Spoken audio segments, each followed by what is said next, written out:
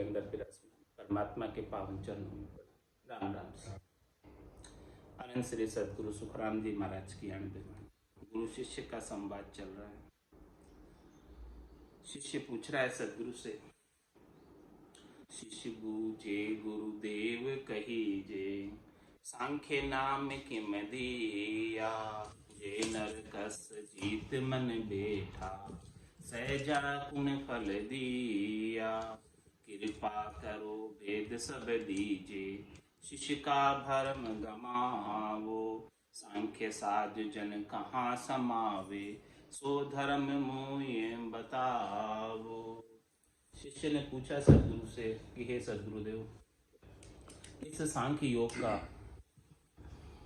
नाम कैसे पड़ा, सांख्य योग उसका वर्णन करके बताओ। और इस सांख्य योग को साधने से, कसकर साधने से, मन को जीत कर साधने से सहज में क्या फल प्राप्त होता है वो भी बताओ। और इस सांख्य योग को साधने से भक्ति करने वाला जन, जिसने इसको साजा है, वो कहाँ जाकर समाता है, तो इस बारे में मैं सारा वर्णन खोल तो सदगुरु बात में सदगुरु फरमा रहे हैं, सतगुरु कहे सुनो सन्मुख, सांख्य नाम इम दिया, सब ही ब्रह्म भरम नहीं कोई, अर्थ देख गर लिया। क्या कह रहे हैं कि इस कारण से इसका सांख्य नाम पड़ा है कि सभी जितने भी संख्या में जीव हैं, 84 लाख जीवाणु में जितने भी जीव, सब ही ब्रह्म, सब एक ही परमात्मा के अंश है, सब एक ही परमात्मा के आत्मा है सब। तो सब ही ब्रह्म, ब्रह्म नहीं कोई, किसी के अंदर भेद नहीं है, किसी के अंदर ब्रह्म नहीं है, किसी के अंदर दुविधा नहीं है, किसी के अंदर द्वैत भाव, अद्वैत भाव की बात महाराज। सब ही ब्रह्म, ब्रह्म नहीं कोई, अर्थ देकर ले। इस प्रकार से महाराज फरमा रहे हैं कि इसका अर्थ सांख्य नाम का ये है, इस अर्थ की वजह से ही इसका ऐसा नाम पड़ा है। जो जन सांख्य जोग इदकारी, सो पर जा मन भावे, सब ही टहल बंदगी करे, चरना सब चल आवे। और महाराज फरमाने कि जो इस प्रकार से सबके अंदर एक ही परमात्मा के दर्शन करता है, सब जीवों में, प्राणी मात्र में, किसी के साथ राग द्वेष नहीं रखता है, किसी के साथ भेदभाव नहीं करता है, तो वो सबको अच्छा लगता है। ऐसा भक्ति करने वाला जन, सो प्रजा मन भावे, सारी प्रजा को अच्छा लगता है, मन में अच्छा लगता है। और सभी टहल बंदगी कर, उसकी जो है सब टहल करते हैं, बंदगी करते हैं, क्योंकि उसके साथ न तो किसी का राग है और न किसी का द्वेष है। तो सभी टहल बंदगी कर है, चरना सब चला है, उसके चरणों में सब आते हैं,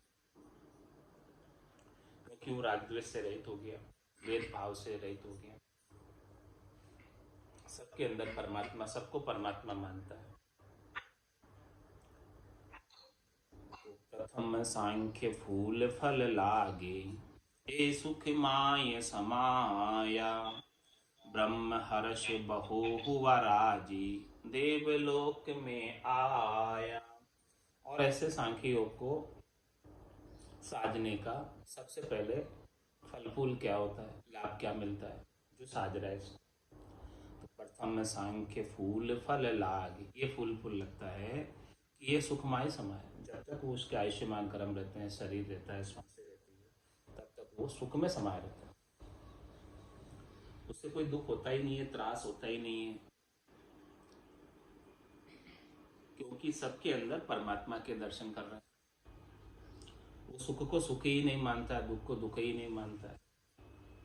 और जन्म होता है, मृत्यु होती है, तो भी जन्म पे खुशी नहीं होता है और मृत्यु पे दुखी नहीं होता, हमेशा सुख में ही समाया रहता है। क्यों होता है ऐसा? क्योंकि वो आत्मा को अजर अमर अविनाशी है उसका अनुभव कर लेता है कि ये आत्मा अजर है, अमर है, अविनाशी है, मैं आत्मा हूँ, शरीर नहीं। और जो ये जन्म हो रहा है, तो तो ये आत्मा नए कपड़े पहनकर आ रही है, और जो ये मृत्यु हो रही है तो ये आत्मा पुराने कपड़े को, जो जीर्ण शीर्ण हो गए, खराब हो गए, कट गए, फट गए, इनको उतार रही है। इस प्रकार से हमेशा वो सुख में समाया रहता है, उसको दुख कभी होता ही नहीं। तो ये सांख्य योग को धारण करने का सबसे पहला लाभ कि उसको हमेशा सुखानुभूति होती रहती है, दुख कोई नहीं होता। तो प्रथम सांख्य फूल फल लागे, ए सुख माय समाया, ब्रह्म हर्ष बहो हुआ राजी, देवलोक में आया। और महाराज हमारे कि वो सबके अंदर ब्रह्म को देखकर, सबके अंदर राम जी को देखकर, सबके अंदर परमात्मा को देखकर हमेशा हर्षित रहता है, राजी रहता है, किसी के साथ बेराजी नहीं होता है, किसी के साथ नाराज नहीं होता है, किसी के ऊपर क्रोध नहीं करता है, उसको न कोई भला लगता है न कोई बुरा लगता है, सबके लिए, सबको वो समान दृष्टि से, समदृष्टि से देखता है।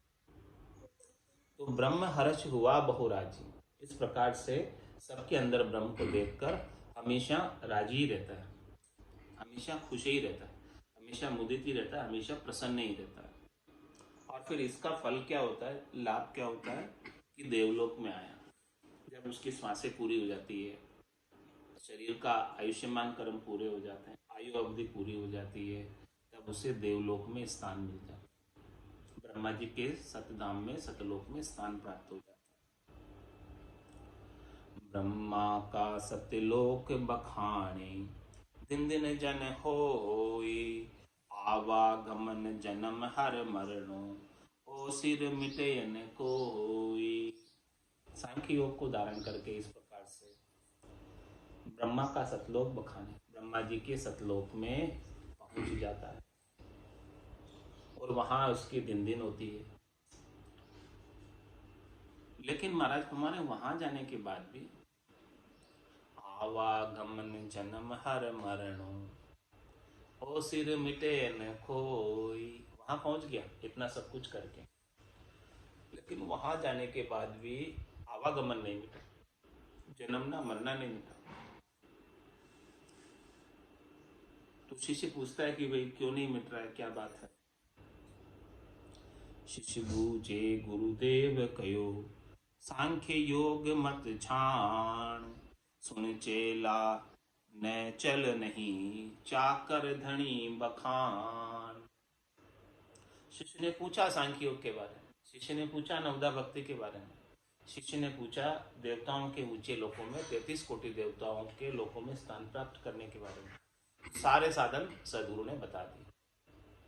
शिष्य बूझे गुरुदेव कयो, सांख्य योग मत छाण। अब सांख्य योग का मता भी पूरा छाण कर बता दिया, निर्णय करके बता दिया। छाणने का मतलब पाक पाक, कड़ी कड़ी, खोल खोल कर बता दिया कि इसका इस प्रकार से साजा जाता है, और इसका इस प्रकार से यहाँ तक का पहुँच है, यहाँ तक की पराक्रम है, इतना इसमें लाभ है, ये सब चीज बता दी। सुन चेला न चल नहीं, चाकर धनी बखान। महाराज हमारे की ये शिष्य सुनो कि वहाँ ब्रह्मा जी के सतधाम में जाने के बाद भी नैचल नहीं, स्थिर नहीं, क्योंकि वहाँ जाने के बाद भी आवागमन तो मिटा नहीं, जन्मना और मरना मिटा नहीं। क्यों नहीं मिटा? क्योंकि चाकर धनी बखान। चाकर कौन? जो जिसने सांख्य योग को साजा है। धनी कौन? जिनकी आराधना की, ब्रह्मा जी। तो महाराज माने कि चाकर और धनी दोनों ही स्थिर नहीं, दोनों को जाना आना पड़ रहा है, दोनों काल के हेटे हैं, दोनों का समय निश्चित है, आयु अवधि दोनों की निश्चित है। जब धनी की आयु अवधि है तो चाकर की क्यों नहीं होगी?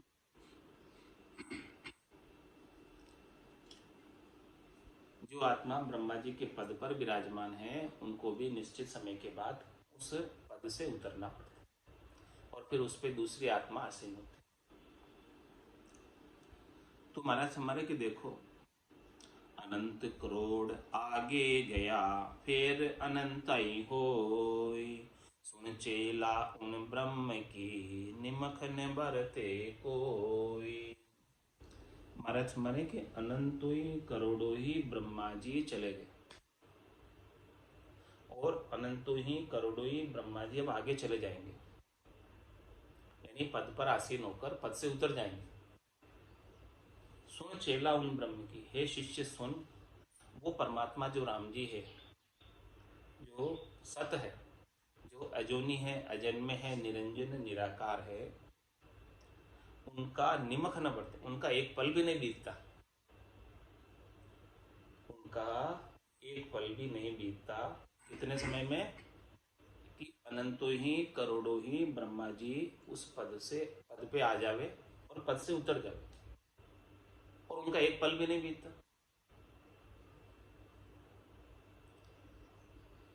क्यों नहीं बीतता? क्योंकि उन परमात्मा का, राम जी का, न तो आदि है और न अंत है। न वो जन्म में आए और न वो मरण में आएंगे, वो काल की पहुंच से ही बाहर है। काल उनके हेठे है, वो राम जी काल के हेठे नहीं। पल की गणना किसकी है? समय की गणना किसकी है? काल की गणना। तो वो राम जी तो काल की गणना से बाहर है, तो उनका एक पल कैसे बीतेगा?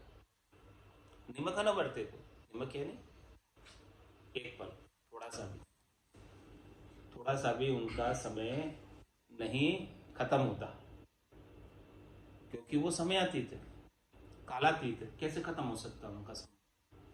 क्योंकि उनका कोई समय ही नहीं है, काल ही नहीं है, तो गणना कैसी? एक पल भी गणना में आता है। तो क्या ब्रह्म केता भया सर्व काल की चार, सुन चेला त्यों लोक में सब सिर जम की मार। सदगुरुदेव समझा रहे शिष्य को, क्या समझा रहे हैं कि क्या ब्रह्मा कहता भैया, एक ब्रह्मा जी जैसे बड़े देवता भी कितने आ गए और कितने चले गए, जिनकी इतनी लंबी चौड़ी आयु। महाराज ने वर्णन करके बताइए ब्रह्मा जी की आयु कितनी होती, वो भी कितने आ गए चले गए, क्योंकि सर्व काल की चाल, उनका भी आयु अवधि निश्चित है, वो भी काल के अधीन है। इसीलिए महाराज हमारे सुन चेला त्यों लोक में सबसे जम की, इस त्रिलोकी में जो कोई भी है, सब के ऊपर समय, सबके ऊपर काल राज करता है। और जैसा जैसा काल, जिसका जैसा जैसा समय आता है, उसके अनुसार उसको वैसा वैसा लाभ और हानि प्राप्त होता है, जस अवजस प्राप्त होता है। सब कुछ उसे समय के अनुसार, सब कुछ जैसा काल चलाता है, समय चलाता है, वैसा वैसा उसको सब कुछ करना पड़ता है।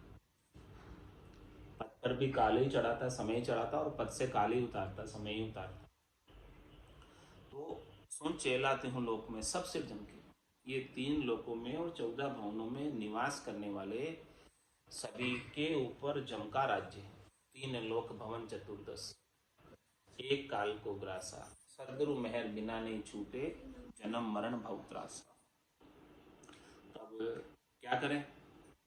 इतना सब कुछ कर लिया, वैकुंठ की प्राप्ति का उपाय कर लिया नवदा भक्ति करके, स्वर्ग की प्राप्ति का उपाय कर लिया, जब तप यज्ञ व्रत होम तीर्थ उपवास सब करके, और ब्रह्मा जी के सतलोक की प्राप्ति का उपाय भी बता दिया महाराज।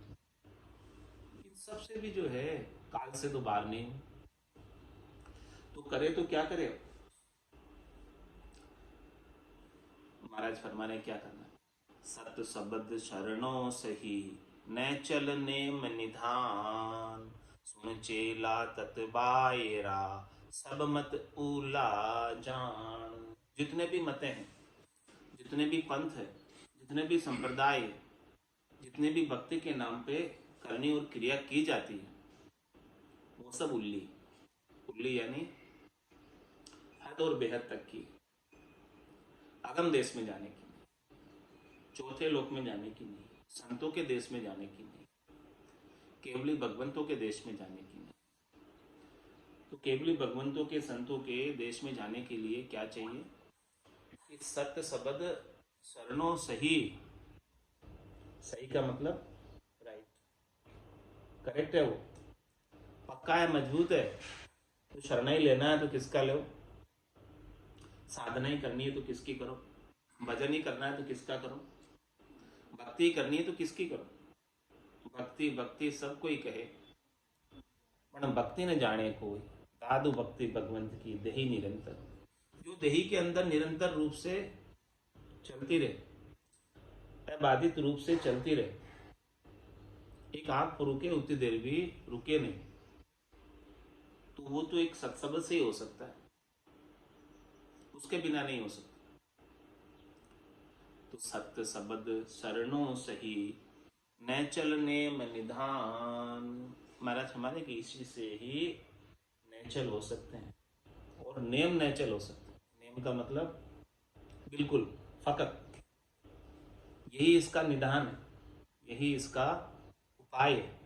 जन्म मरण से रहित होकर जाने आने से बचना चाहते हो, स्थिर होना चाहते हो, तो महाराज कह रहे हैं सत्य शब्द शरणों से ही, सत शब्द का शरणा ही सही है। इस शरणे के बिना सब गलत है। सत शब्द शरणों से ही, क्योंकि गलत क्यों है सब? क्योंकि उनसे नेचल नहीं हो सकते, स्थिर नहीं हो सकते, परम मोक्ष में नहीं जा सकते। सबका अपना अपना फल है, अपना अपना पराक्रम है, अपनी अपनी पहुंच है। लेकिन आप चाहते हो कि हमारा हमेशा हमेशा के लिए आवागमन मिट जाए, परम विश्राम को प्राप्त हो जाए, तो उसके लिए तो सत शब्द शरणों से ही। नेचल नेम निदान, सुन चेला तत्वायरा सब मत उला जान। इस तत्व के बिना, सत्शब्द रूपी तत्व ज्ञान के बिना, सत्शब्द रूपी केवल्य ज्ञान के बिना जितने भी मत हैं, जितने भी ज्ञान हैं जो 52 अक्षरों में वर्णन करने में आते हैं, वो सब उल्ले। हे राजा उल्ला माए उलझ मत रही, अंधधुंध में काज न कीजिए, सत शब्द की सोजी करी। महाराज ने चंदूलाल राजा को कहा कि हे राजा, ये उल्ले साधनों में मत उलझ के रहना, क्योंकि सारे ही उल्ले साधन है, उपाय सब उल्ले सत्शब्द के बिना। तो आप सत्शब्द की शोधी कर लो, जहां सत्शब्द मिलता है उनसे ज्ञान ले लो, और सत्शब्द के अभाव में तो आप नहीं जा पाओगे। सोझी करनी है, साधना ही करनी है, भजन ही करना है, भक्ति करनी है, तो सत्शब्द की करो, जो सबसे श्रेष्ठ नीकी है, जो सब केवली भगवंत करके गए। आद बजियो जन सब देव, अंत बजियो महावीर। 8 पोर सिमरन किया, धर्चित ध्यान सदीर, धर्चित ध्यान सदीर इकंतर आसन किया, छाड़ दिया सब भरम। इसके अलावा जितने भी भरम थे सत्शब्द के अलावा सब छोड़ दिए, छाड़ दिया सब भरम, जगत सु चारत लिया, जगत से न्यारे हो गए। केवल बज केवल हुआ चुगे हंसता हीर, आद बजो जन ऋषभ देव, अंत बजो महावीर। 24 तीर्थंकरों ने इसी सत्शब्द की साधना करके केवल्य पद आनंद पद को प्राप्त किया। तो सत्य शब्द शरणों से ही नेचल नेम निधान। नेचल होना चाहते हो, परम विश्राम में जाना चाहते हो, तो ये एक ही निदान है, एक ही उपाय है, इसके अलावा दूसरा कोई उपाय नहीं। सुन चेला तत्वायरा सब मत उला जान। हे शिष्य सुन, तू पूछ रहा है, मैं बता रहा हूं, इस तत्व ज्ञान के बिना जितने भी मत पंथ संप्रदाय है सब उल्ले है, सब त्रिलोकी में ही है, और सब वापस फिर कर आते हैं, यहीं आते हैं, सब आगे नहीं जाते। अद्भु छांड गयो बेहद में तो ही तो फिर आए, वापस फिर के आ जाते।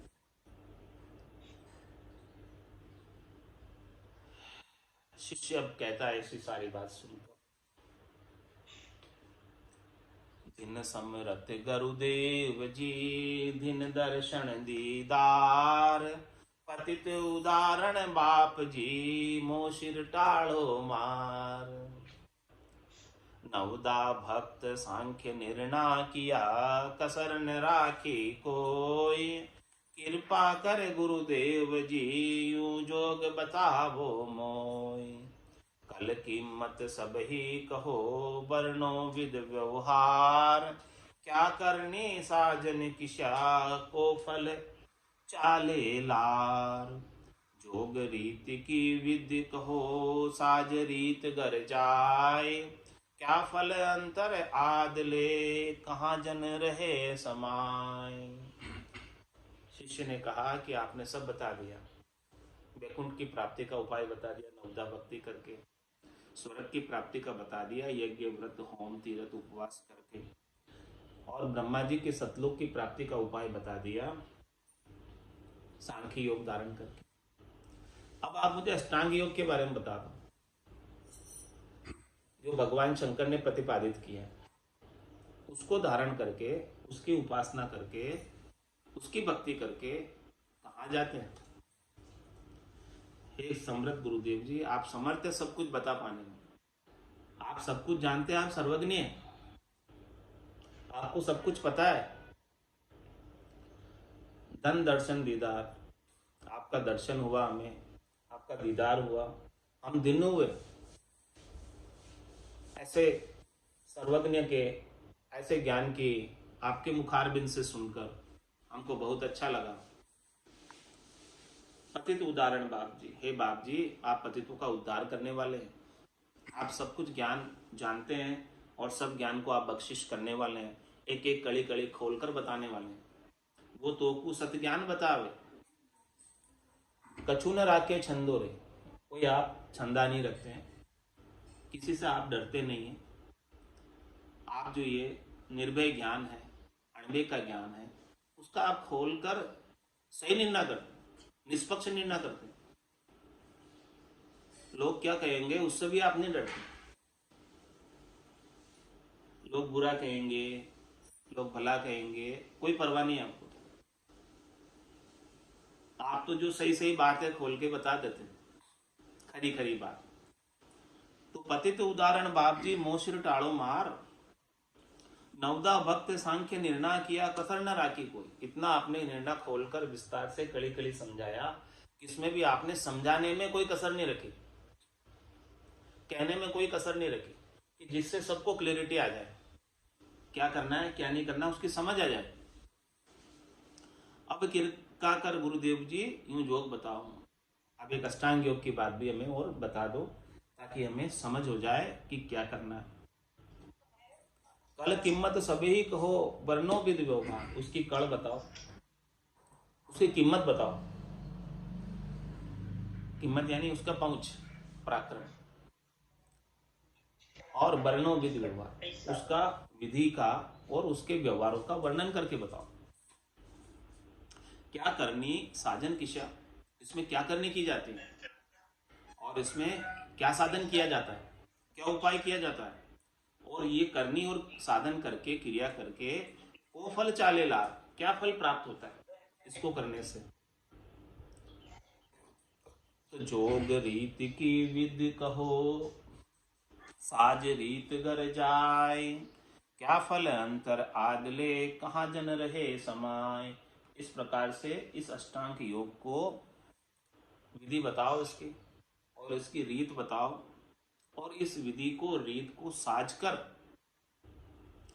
किस घर की प्राप्ति होती, कौन सा देश मिलता है, कहाँ तक का पहुंच है इसका, और क्या फल अंतर आदि, और भीतर में उसे क्या सुखानुभूति होती है, क्या लाभ मिलता है, कैसा मिलता है, और कहाँ जन रहे समाये, और वो भक्ति करने वाला जन जिसने अष्टांग योग को साधा है वो कहाँ जाकर समाता है।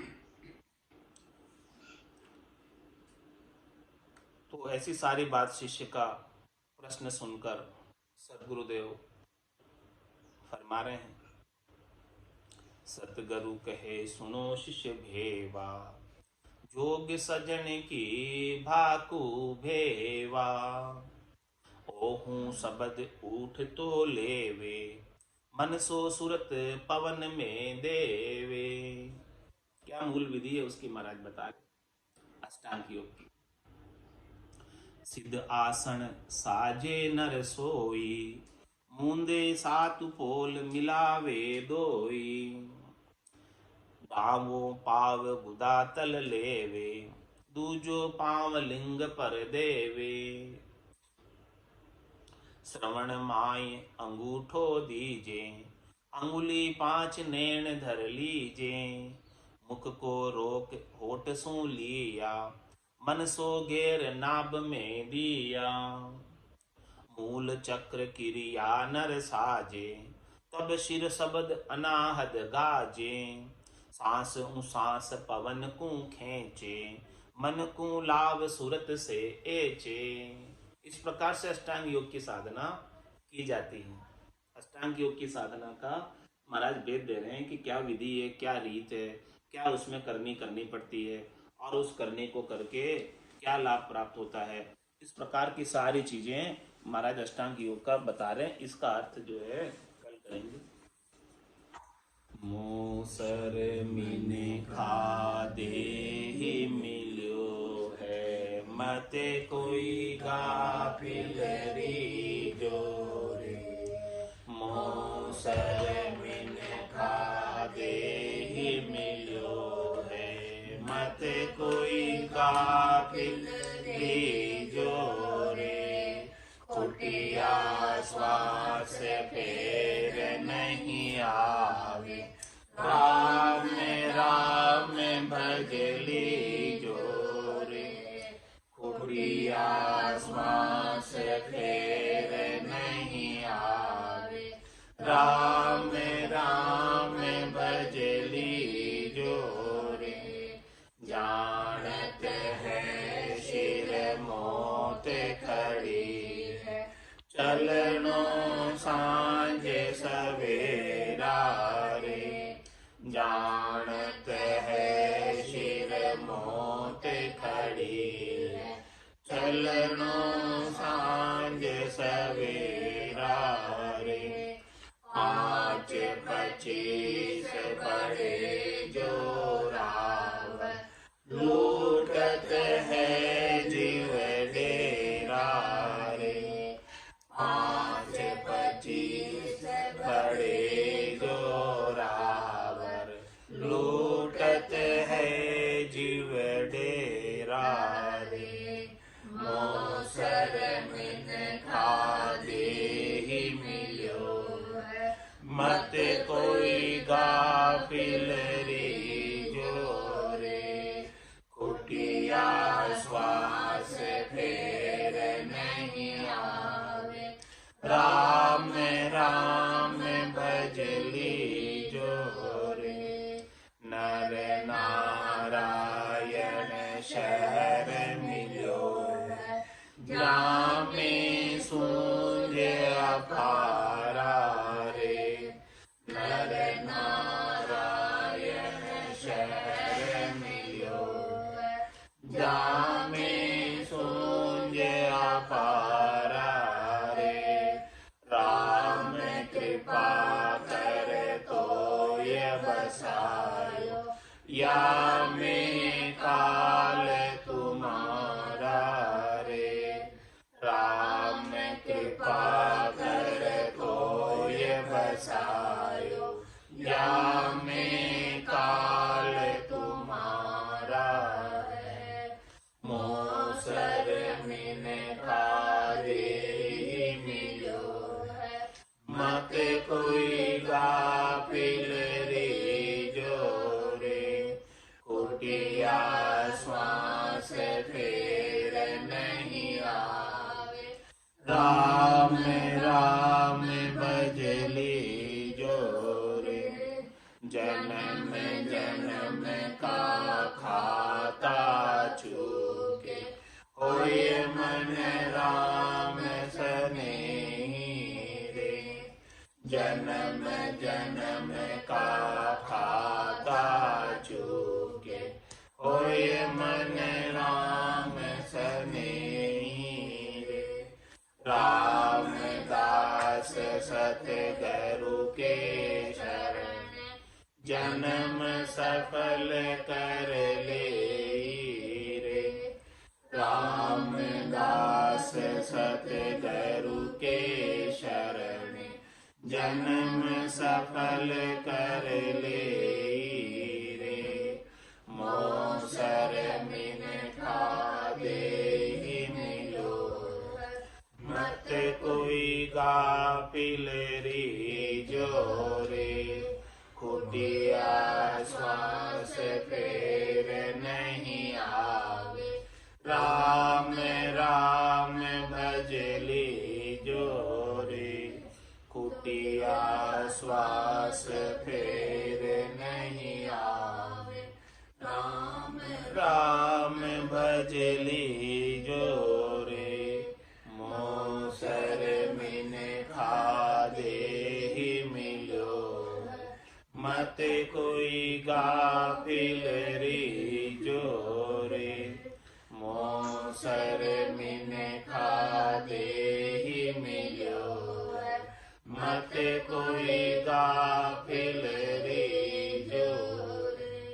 बोलो राम सतगुरु देव जी महाराज ने, धन्य हो परम दयाल सतगुरु सुखराम जी महाराज ने, धन्य हो अनंत श्री सतगुरु सुखराम जी महाराज के ज्ञान ससुरो भगवान ने, धन्य हो केवली भगवंता ने, धन्य हो जीवा तारण जहाज ने, धन्य हो मोक्ष के मालिका ने, धन्य हो अनंत कोटि संताने, धन्य हो राम सभा में राम राम राम राम सा राम राम सा राम राम सा राम